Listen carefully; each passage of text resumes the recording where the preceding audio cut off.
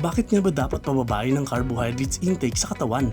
Ang mga simpleng carbohydrates tulad ng asukal at harina ay maaaring magdulot ng agarang pagtaas ng blood sugar levels. Kung may problema sa pag-regulate ng blood sugar tulad ng mga may diabetes, ang pagbawas ng carbs intake ay maaaring makatulong sa pagkontrol ng blood sugar levels at pagpapababa ng risk ng mga komplikasyon.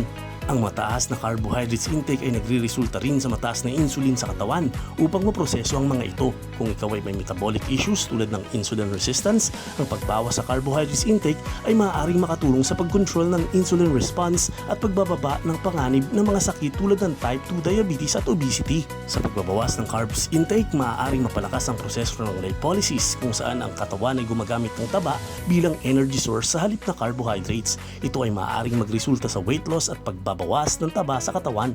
Ang mga pagkaing may mataas na carbohydrates content, lalo na ang matataas na glycemic index, ay maaaring magdulot ng mabilisang pagtaas at pagbagsak ng blood sugar levels na nagre-resulta sa malakas na mga cravings. Sa pagbawas ng carbs intake at pagkain ng matataas na fiber at protina, maaaring kontrolin ng cravings at mapanatili ang pagiging satiated sa pagkain.